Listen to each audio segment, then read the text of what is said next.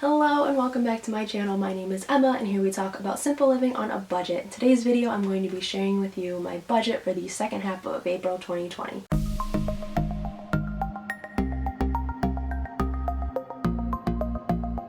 This is my income for the second half of April 2020.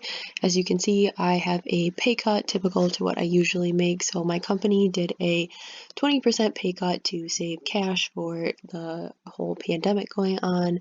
So this is what my new paycheck will look like potentially for the rest of 2020. So my first category here is my tithe. So I just gave to my church because we're not going as frequently. So I just gave a big lump sum to account for all the weeks that I will not actually be physically going to church, but just listening to church online. So did give more than I usually give, but that's because I'm not going to be actually going to the church building as frequently.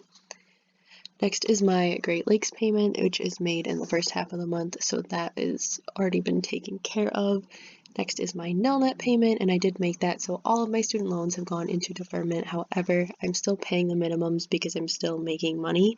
So I'm paying the minimums on the lowest loan because the loan is actually in forbearance. I'm just paying all of the monthly payment to the balance and basically just adding it to my snowball.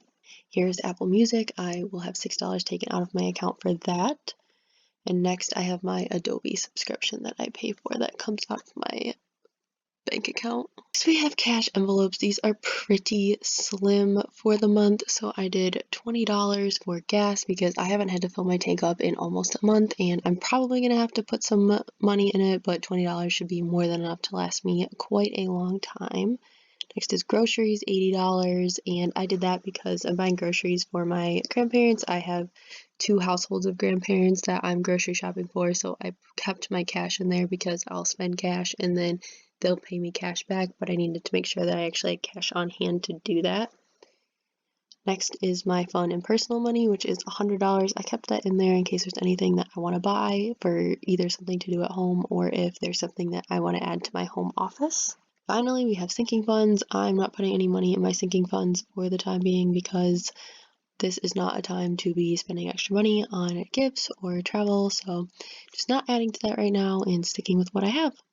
So my total expenses for the month are $342, which is not a lot. As you can see, I went pretty basic with the spending, but that makes sense for the time being. And so my snowball payment is $1,337, and that money is just going to go sit in a savings account until figure out what I'm doing. It's probably going to sit there until I start going back to work, so I'm just going to add that money to my total savings, and that's going to bring me up almost to $25,000 in my savings account. So that money will most likely, the majority of it will go on student loans before they come out of the automatic forbearance and zero interest that they have right now, but I want to save that money in case I need the cash on hand.